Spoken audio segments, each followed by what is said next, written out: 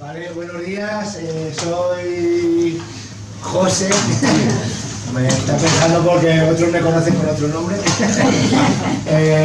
Soy presidente de la Asociación Naturalista Primilla. El Primilla es esta especie de halconcito que está en peligro de extinción y que lo tenemos en la Basílica de Colmenar.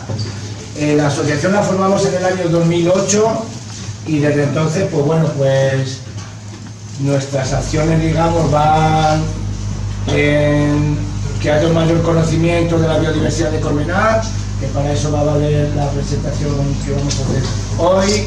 Hacemos muchas actividades de educación ambiental y estudios en general. Escribimos artículos, algún libro de las aves de la mesa, bueno, en definitiva, un montón de cosas. ¿Cuántos años llevamos ya entonces? Bueno, 14 añitos o por ahí, y bueno, que cada vez somos más gente interesada y cada vez se va conociendo más nuestro trabajo, cada vez hay más gente que quiere participar y colaborar en el mayor conocimiento de toda esta biodiversidad y, por supuesto, en trabajar para conservarla. Entre otras cosas, pues también hacemos acciones y escritos denunciando pues delitos ambientales que aquí en Colmenar también se producen, ¿vale? Y nada, bueno, pues la jornada de hoy es el Observatorio Natural de Colmenar Viejo. Ahora va a explicar Eduardo qué es todo esto y qué herramientas utilizamos. Va a participar Samuel también hablando precisamente un poquito del Cernícalo Primilla. Va a participar Cristian también hablándonos de un anfibio que es el tritón pigmeo. Y Carlos, que es un experto en vegetación, pues del rusco, que es otra especie de arbustillo que en la zona pues no es muy abundante, ¿vale? Y sin más, os dejo con Eduardo y yo me voy a por mi vermú.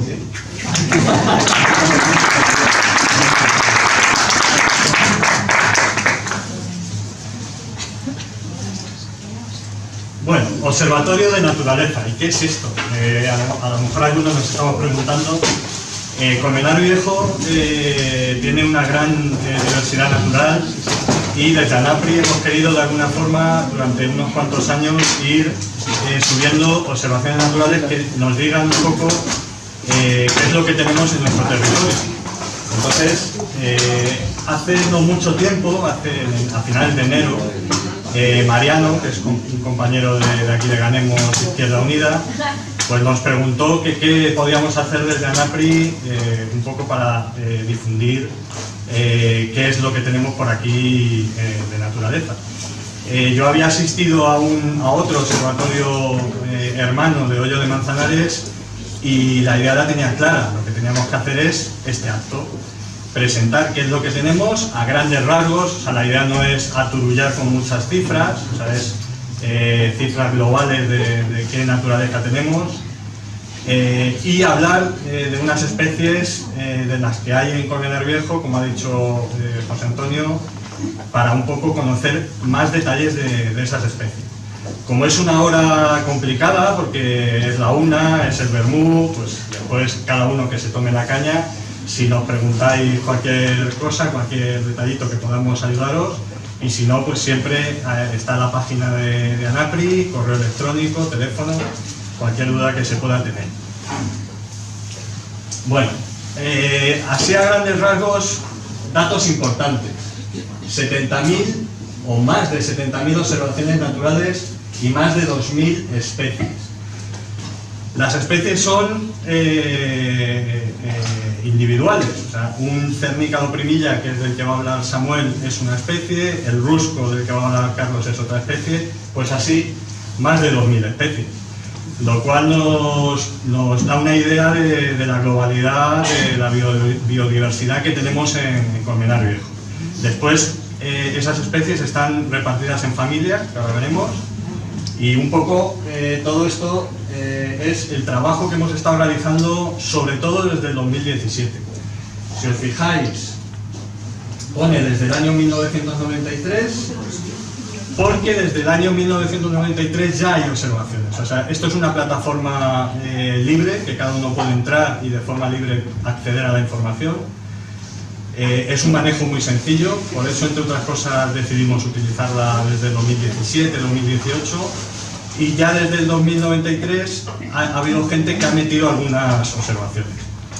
Esto no quiere decir que lo hayan metido en el 2093, quiere decir, o sea, en el 1993, quiere decir que tú puedes meter observaciones tuyas antiguas. O sea, si tú tienes una base fotográfica y hay especies naturales, podrías meterlas de años anteriores. Aquí, si os fijáis, pone 69.000 observaciones y yo he puesto aquí más de 70.000. Bueno, eso es muy sencillo de explicar. Solo en el tiempo en el que preparé la presentación y ha empezado, que han sido como 2 semanas, 2-3 semanas, esta cifra de 69.000 ha pasado de 70.000, está en 72.000 y pico. O sea que esto es un repositorio de información biológica viva. O sea, todos los días hay gente que llega hasta 339 a día de hoy, a lo mejor gente que esté ahora mismo sentada le gusta y empieza a hacer sus fotos también cuando sale al campo, y esa cifra subiría, pues 339 más de 70.000 observadores. Bueno, como una imagen vale más que 1000 palabras, seguro que lo vais a entender mejor en este mapa. Este mapa es el mapa de Colmenar Viejo. Y esos puntitos que salen por toda la geografía colmenareña son observaciones naturales. Son gente que ha ido a esos sitios y ha hecho fotos de plantas, insectos, aves, mamíferos, lo que haya visto. Y lo ha subido a la plataforma, en este caso a la que utilizamos, que es iNaturalist. Hay otras plataformas en el mundo, nosotros hemos elegido esta porque nos daba muchas facilidades para trabajar de forma gratuita. Bueno, antes hemos hablado de más de 70.000 observaciones y ahora aquí aparecen 50.000. ¿Por qué? Porque estas observaciones ya tienen grado de investigación. De 50.000 a 70.000 estarían pendientes de validar, digamos, por expertos. Entonces, estas 50.000 ya han pasado a un repositorio que se llama GBIF, que es una organización mundial de biodiversidad.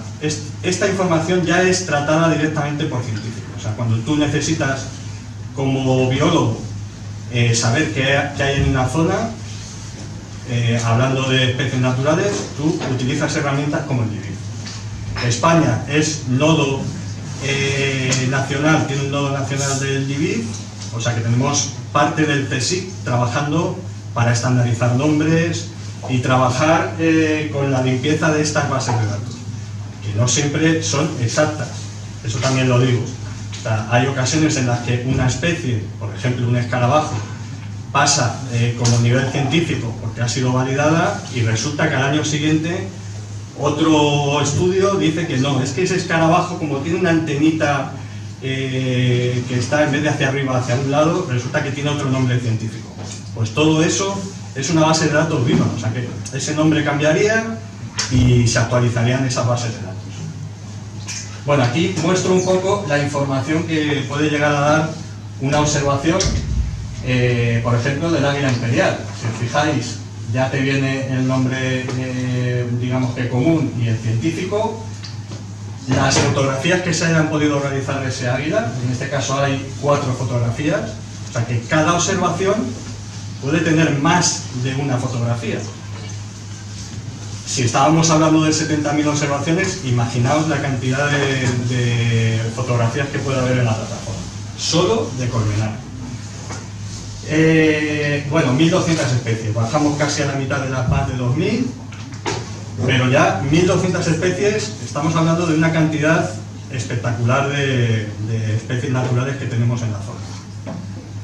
Bueno, y después por último, como ANAPRI en la zona de Colmenar es la asociación que más observaciones ha hecho de esa cantidad ingente de 70.000, y nosotros somos eminentemente pajareros, pues ¿qué es lo que hay más?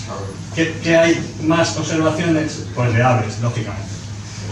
Después plantas, insectos, hongos, mamíferos, y va en decremento. Y esto estamos hablando de observaciones. Si hablamos ya de especies naturales, pues vemos que tenemos más, bueno, del entorno de 700 plantas registradas con su nombre científico y validadas por el IBI. Son muchas plantas, 46% de todo lo que tenemos. 347 insectos. Los insectos, para la gran mayoría, son invisibles. Los vemos en momentos muy concretos, pero están ahí. O sea, los insectos están, y aunque es verdad que son especies que no les va demasiado bien, pues tenemos 347 insectos reportados y registrados. 244 aves, que probablemente haya más. O sea, si hablamos con expertos como Samuel, nos dirá 344, ahí te faltan por lo menos 15 o 20. Sí, cierto, porque estas son las que hemos visto, hemos hecho una foto y hemos subido a la plataforma. Después puede ser que haya más que no hayamos podido hacer esa foto.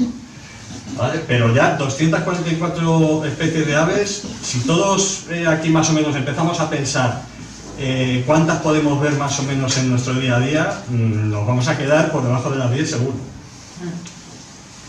Y después pues hongos, arañas, mamíferos, que evidentemente ya es en un porcentaje menor, ¿vale? Bueno, aquí os voy a poner un vídeo, que es un vídeo muy rapidito, con unos segundos realmente. Lo importante de este vídeo es que está separado por las especies que más se han visto durante desde el año 2017 aproximadamente, en la zona de Colmenar. Aquí, por ejemplo, estos son los anfibios, y ahora pongo el vídeo para que veáis de una forma rápida qué es lo que podemos ver. Álidos, aves.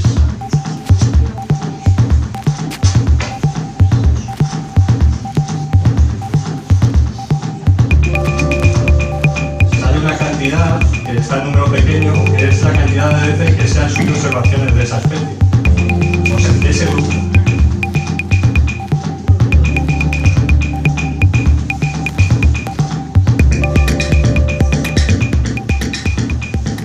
Bueno, en definitiva, un poco por recalcar la idea anterior, pero ya viendo fotos de especies concretas. Que ya os digo que si estáis interesados simplemente tenéis que entrar en iNaturalist, filtrar, hay un filtro muy sencillito por el lugar en el que queréis ver las especies, y filtrar por Colmenar Viejo o la zona que os interesa. A lo mejor alguno es de Asturias y quiere ver qué hay por allí, pues también lo puede hacer. Bueno, ¿y dónde está Colmenar Viejo? Porque claro, si tenemos tantas especies naturales, tiene que tener que ver con el espacio natural o geológico en el que estamos ubicados. En este caso, todas y todos sabremos que al sur de Colmenar Viejo tenemos el Pardo, ¿vale? Que es un espacio natural privilegiado. Tenemos la Dehesa, que estará un poquito hacia la derecha. En la parte norte estaremos en la falda de la Sierra de Guadarrama, otro sitio de especial interés y parque nacional. Y por la parte izquierda pues cruzaría el río Manzanares, bueno, un poquito más que la izquierda, por aquí. Lo cual hace eso, unido a las fincas ganaderas que hay alrededor, pues hacen de un sitio especial el territorio en el que estamos ubicados. El manejo del territorio es vital para determinar qué especies hay. En concreto, Colmenar Viejo es un territorio que alrededor lo que tenemos son fincas ganaderas, que es el uso primario histórico que se le ha dado a los terrenos. No es lo mismo tener ganadería que tener agricultura, y todos entenderemos bien por qué. Aunque sitios con agricultura tienen también mucha riqueza, si esa agricultura es intensiva, utilizan pesticidas, utilizan una serie de usos para poder ser más productivos. En el caso de Colmenar es un poco especial, y tenemos especies que en otros sitios les va muy mal. O sea, tenemos esteparias, ¿verdad, Samu? Tenemos especies muy concretas de sitios donde tiene que haber insectos para que coman. El propio Cernicaloprimilla que va a explicar Samu es uno de ellos. Si no hubiese bichitos que pudiesen comer, no existirían. aquí, se iría a otro sitio. Entonces, es importante el sitio donde estamos. Y ahora, sin más, vamos a pasar a Samuel, que nos va a explicar pues detallitos de esta especie, que es el cernícalo, que es icónica en Colmenar, es muy importante.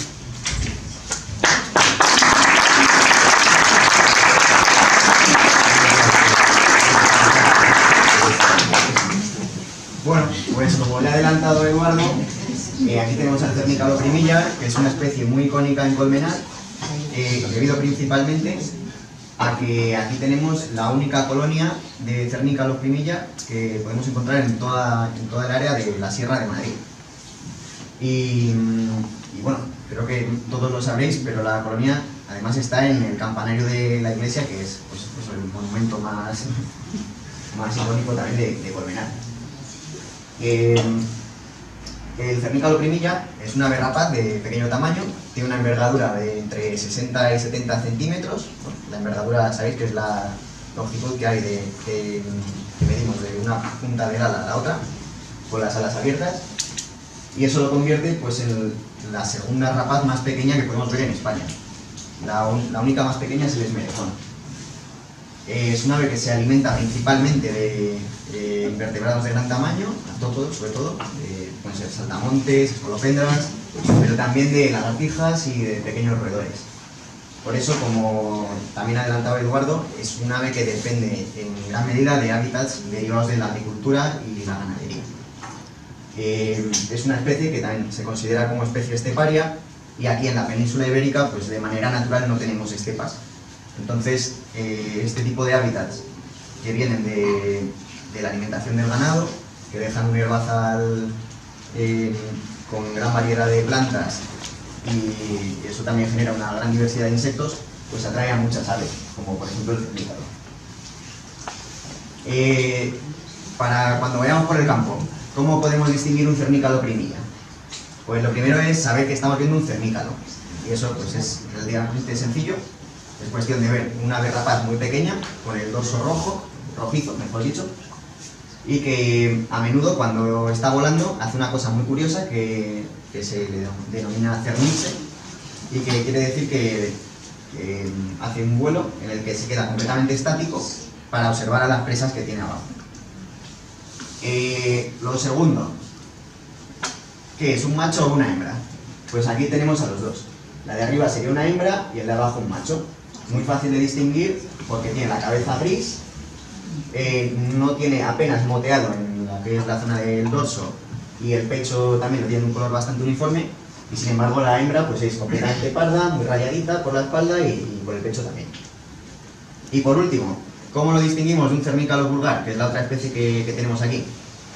Pues eso es algo un poco más complicado. El cernícalo vulgar tiene unas marcas debajo del ojo, así de color negro, que se denomina bigotera, que en el caso del primilla está completamente ausente. Las partes inferiores del cuerpo también tienen más moteado. El primilla, cuando lo vemos volar, da la impresión de ser un ave muy clarita por debajo. Y luego otro detalle que es más complicado ver en el campo es que el cernícalo primilla tiene las uñas de color blanco, mientras que el vulgar las tiene de color negro. Y luego también otros dos motivos que nos pueden hacer pensar que estamos viendo un primilla sería su comportamiento, por un lado, porque el primilla cuando caza es más gregario, más normal verlo en grupos que el vulgar, y luego las fechas, porque el cernícalo vulgar está todo el año y el primilla es un ave migratoria, de lo cual hablaré ahora un poquito. La distribución del primilla es más o menos toda la zona mediterránea, península ibérica, Italia, Grecia, Oriente Medio también cría, y en Asia Central y China. O sea, está bastante repartido por toda Eurasia. Entonces, estas son las zonas de cría. Luego, después de criar, el primilla viaja a África subsahariana o al sudeste asiático.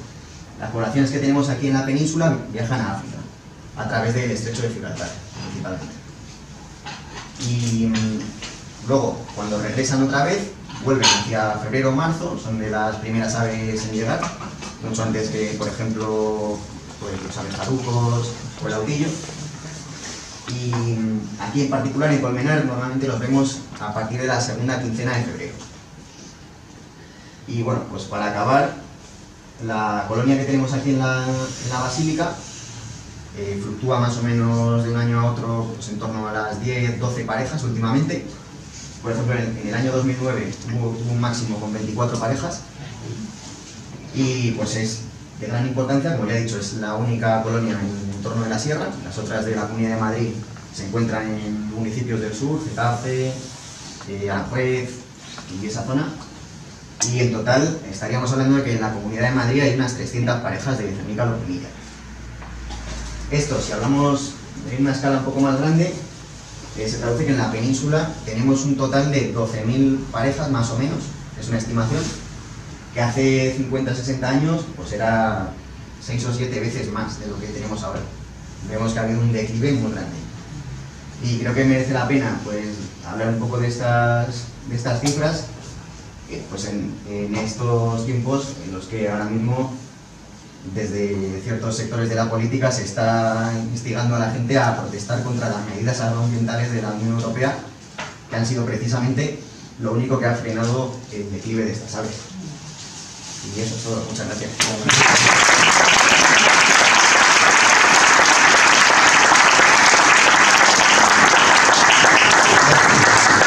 Yo solo quiero añadir una cosa a la exposición magistral de Samu, como siempre. No, que me he sentado, pero si tenéis alguna pregunta... Bueno, lo dejamos mejor para cuando terminemos, así vamos más de corrido. Los cernícalos llegaron hace un par de semanas, llegó primero el macho, después llegó la pareja y estamos esperando a que lleguen más. Si os pasáis por la basílica a primera hora de la mañana o última hora de la tarde, probablemente veáis un halconcito y ese es el cernícalo friquillo. O sea que lo tenemos aquí cerquita. Hemos estado hablando sobre qué especies habitan el colmenar viejo y ahora os voy a hablar un poco sobre los anfibios, en concreto sobre esta especie que es el tritón pigmeo. Este es un tritón de tamaño mediano y, como veis, el cuerpo un poco rechoncho. Los machos pueden alcanzar unos 12 centímetros de longitud y las hembras hasta 14. Su coloración, como veis, es principalmente verdosa y se le caracteriza por esos puntos, normalmente de forma redondeada y de color negro o oscuro. Tiene además una línea vertebral anaranjada y los machos en época de celo desarrollan una cresta, ¿vale?, que les sirve para aparearse con la hembra, y esta es de color y patrón como una cebra. También, ¿por dónde se distribuye esta especie? Pues es endémica de la península ibérica. ¿Qué quiere decir esto? Que es única y exclusiva del medio de España. ¿Dónde se distribuye? Se distribuye por el sureste y el centro de Madrid, de España, y el centro y sur de Portugal. Habita muchas veces en charcas o permanentes o a veces temporales que se forman cerca de ríos o arroyos, también en prados o canteras. Y debido a que el colmenar tiene una gran actividad cantera, esto es ideal para crear ecosistemas donde viven estos anfibios. También un dato importante sobre esta especie es su estado de conservación. Actualmente el tritón pigmeo se encuentra casi amenazado y, al igual que otras especies de anfibios de la península ibérica. ¿A qué se debe esto? Pues principalmente a la destrucción de sus ecosistemas, que a la vez se debe sobre el cambio climático, que les afecta tan rápidamente que no les permite pues desarrollarse y avanzar, y también se debe principalmente a la construcción masiva por parte del humano, que destruye esos hábitats donde viven ellos. Otros factores que diezman la población de los anfibios son la introducción de especies invasoras, normalmente pues, de agua, como pueden ser el cangrejo americano o peces invasores exóticos que hemos introducido para la pesca recreativa del ser humano. ¿Qué hacen estas especies? Normalmente depredan y, como he dicho, diezman las poblaciones de anfibios en todos sus estados, puestas como huevos, larvas, adultos. Además, en Colmenar tenemos otros factores que diezman y destruyen las poblaciones que tenemos, como pueden ser el vertido de residuos como latas, vidrios, bolsas de plástico, etc. Y prácticas ilegales, por ejemplo, la práctica de motocross que destruye el terreno y las charcas de estos anfibios. Entonces, desde Colmenar, pues desde ANAPRI, queríamos proteger estos anfibios, estas especies, porque cumplen un importante y valor en nuestros ecosistemas. Tienen un doble rol y pueden ser depredadores de insectos, normalmente actúan como controladores de plagas, como pueden ser los mosquitos que tanto nos quejamos, y a la vez actúan como presas de distintas especies, como pueden ser reptiles, ya sean serpientes acuáticas, también pueden ser peces autóctonos de nuestros ríos, y también pueden ser incluso aves. Hace poco un socio de ANAPRI vio a un martín pescador cerca de la zona donde vemos habitualmente estas especies. Incluso otras especies de mamíferos que pueden alimentarse de estos reptiles, como son las nutrias o los bisones. Y bueno, eso es todo. Si tenéis alguna pregunta...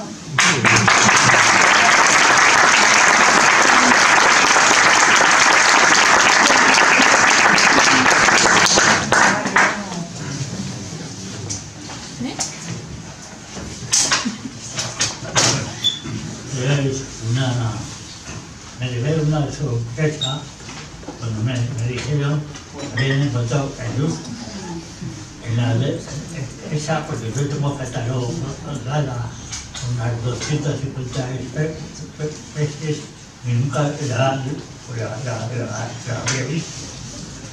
Y dije, joder. Entonces luego ya viendo bibliografía y viendo datos, el Leucus es el Leucus aqualis. A mí no me gusta utilizar el nombre científico porque parece que te separas de la gente. Pero a veces no hay más remedio que utilizar el nombre científico porque, por ejemplo, he encontrado nombres en todos nombres comunes de Leucus en toda España, unos 50. En cada sitio lo llaman de una forma. Entonces, pues fijaros lo que sería hablar de la misma planta con diferentes nombres por la gente. Vamos, lo más común es el Leucus, los nombres vulgares, el más común se le conoce por brusco, que es el nombre científico italiano, luego se pasó a Lusco. Luego está el acebo menor o el acebaldillo. Si veis, se parece mucho al acebo por la hoja que no tiene pinchos y el fruto. Luego también se le llama el arrayán morisco o el arrayán salvaje. Bueno, es una planta que se cría principalmente, es un arbusto, se cría principalmente en las partes sombrías de los encinares. O sea, un subarbusto típico de los encinares, en las partes sombrías y en la orla del encinar. La orla del encinar está formada por chaparro,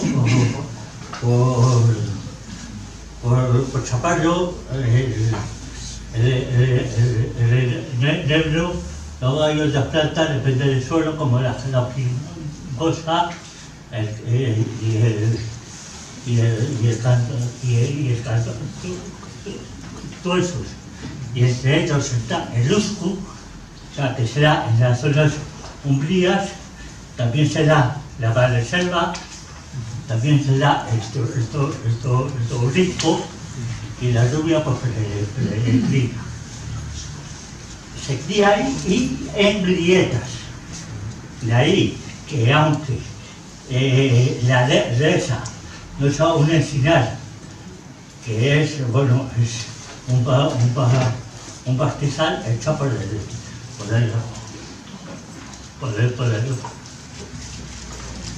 el hombre al pastor real.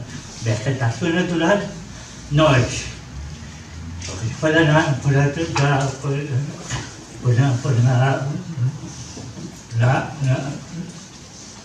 si fuera natural, sería como el parlo, vosotros años de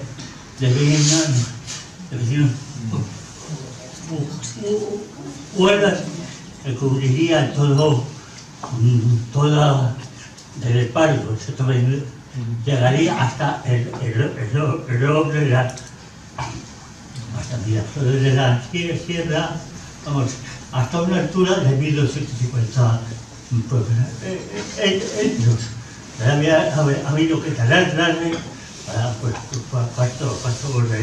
pasto real. Entonces ha sido sustituido por pasto. Luego vamos a hablar de la planta. Esto, señoras, no son las hojas. Las hojas son escamas muy reducidas que se caen. Son ramas reducidas que se acaban en punta. Se llaman clodidios. Y el clodidio lo tiene el aspáragos, el Luscus, el Rosco, y un familiar suyo es el espárrago triguero. También tiene los clodidios, que son ramas laminares reducidas. Las hojas son triangulares, muy pequeñitas y se caen. Entonces, las flores son unisexuales. Por una parte está la parte masculina de la flor, con los estambres, y por otra parte está la parte femenina, con el pelo. O sea, es una planta dioica.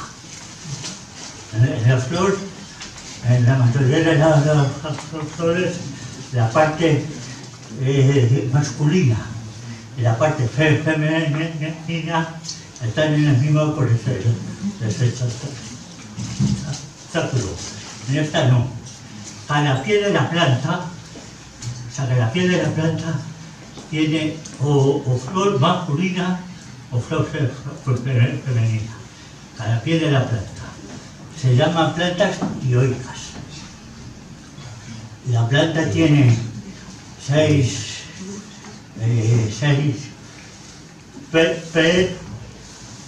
pétalos, digo pétalos, pero en este caso no son pétalos, son pétalos, que más o menos es lo mismo, y es eso.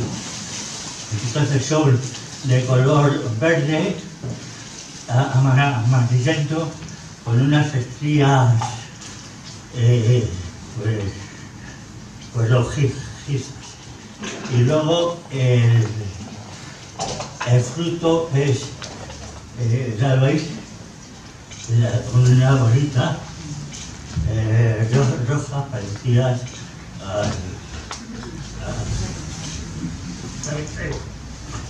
Luego vamos a hablar de la acción medicinal, que es muy interesante.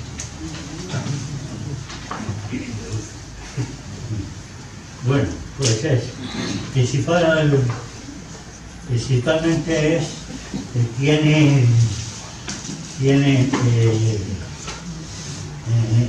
está compuesta la raíz, sobre todo la raíz de leucogeninas, que tiene una acción vasoconstrictor. Ahora, consigue el vaso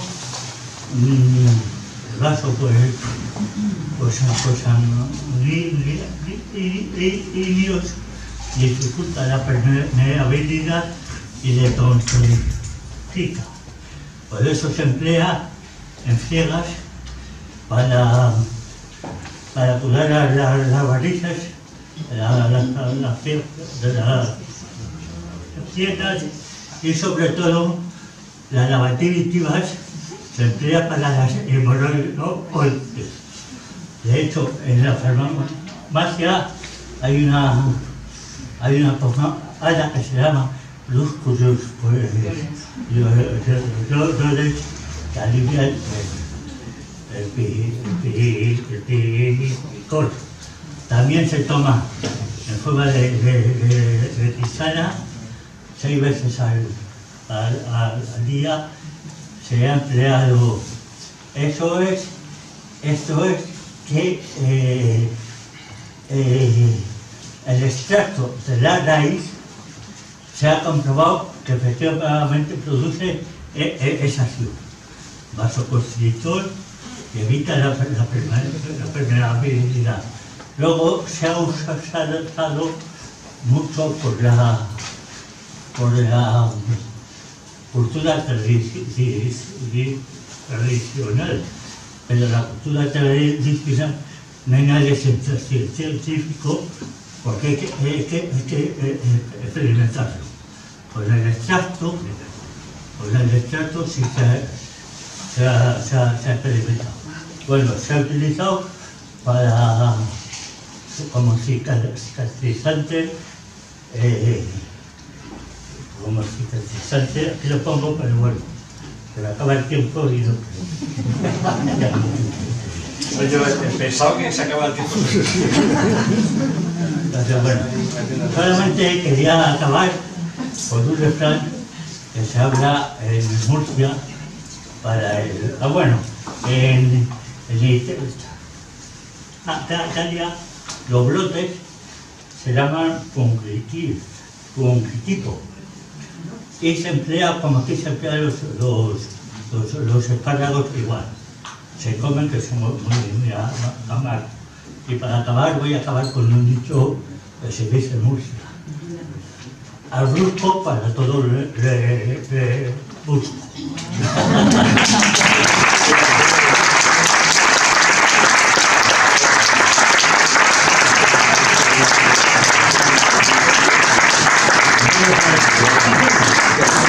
Agradeceros a todas y a todos el haber asistido. La sala está llena, con lo cual ha sido un exitazo. Lo estamos grabando, con lo cual si sabéis de alguien que se haya quedado con las ganas, lo podrá haber colgado en el canal de ANAPRI. Como veis, ha sido todo como muy reducido para no alargarnos demasiado y que la gente no se aburra. Pero yo creo que todos habremos llegado a la conclusión de que vivimos en un sitio especial. Yo creo que sí, ¿no? Y en definitiva, nuestra asociación, como ha presentado José al principio, tiene su página web, que podéis entrar, simplemente buscando en Google ANAPRI va a aparecer. Y tenemos en redes sociales lo que de alguna forma nos va pareciendo interesante que a la gente que accede le puede resultar naturalmente de interés. No tratamos otros temas, normalmente nos centramos en naturaleza y sobre todo de aves, pero también de otras especies. Y nada, sin más despedirme y muchas gracias por haber venido. ¿Hay una pregunta por el final? ¿Nos podéis pasar por correo la presentación? Por supuesto. Ahora cuando termine, me das tu correo o te digo a cuál puedes escribir para pedirlo. Vale, gracias. Una pregunta. Sí. ¿El exceso de población de cigüeñas afecta a los anfibios? Bueno, a lo mejor deberíamos de cambiar el término. Más que exceso es una concentración, ¿vale? Porque cigüeñas no hay en todos los sitios, no hay exceso. Tú te puedes ir a pueblos alrededor de Colmenar y probablemente veas una pareja, dos parejas, ¿vale? O sea que exceso es concentración. ¿Por qué hay concentración? Hay concentración porque tenemos un vertedero, ¿vale? Entonces las cigüeñas ahí poco pueden hacer. Es verdad que se alimentan, una de las partes de las que se alimentan es de anfibios. Eso es evidente. Pero, en definitiva, se alimentan también de otras cosas, sobre todo en Colmenar Viejo del vertedero. Con lo cual, ¿esto puede hacer que los anfibios desaparezcan en la península ibérica por las cigüeñas? No. En Colmenar Viejo, no, porque comen sobre todo del vertedero. Pero es verdad que si una cigüeña va a una charca temporal y ahí hay una puesta de sapo corredor, por ejemplo, probablemente termine con esa puesta. ¿Cómo se protegen los anfibios con esto? Haciendo puestas supernumerarias. O sea, tú no ves un sapo corredor que te pone un huevo. O sea, te pone cientos de huevos y en varias charcas. Pues de alguna forma, algunos de esos salen y cada año pues, se reproducen. Eduardo, ¿Sí? yo quería preguntar si habéis visto una bajada de la biodiversidad.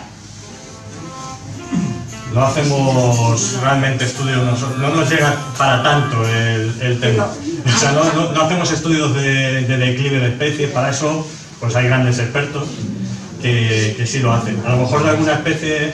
Bueno, a ver, bajada de biodiversidad, más que nada bajada de números. Ah, de números, pero no hay una especie que haya Pero en definitiva la bajada de número al final lleva a la pérdida de biodiversidad. Entonces, el pinilla que sí que lo tenemos más estudiado, pues como ha dicho Samu, en los 90 había 30 y pico parejas. A día de hoy hay 10, 12, 14. Entonces, sí que se está perdiendo biodiversidad al final. O sea, extinguirse, pues bueno, hay algunas especies que aquí se han extinguido pues porque había muy poquitas parejas. En el Pico Juan San Pedro había un tipo de ave que era la collalba negra. Pues ella se estaba reproduciendo ahí y desapareció como reproductora, pero también porque no era, digamos que no era muy abundante aquí.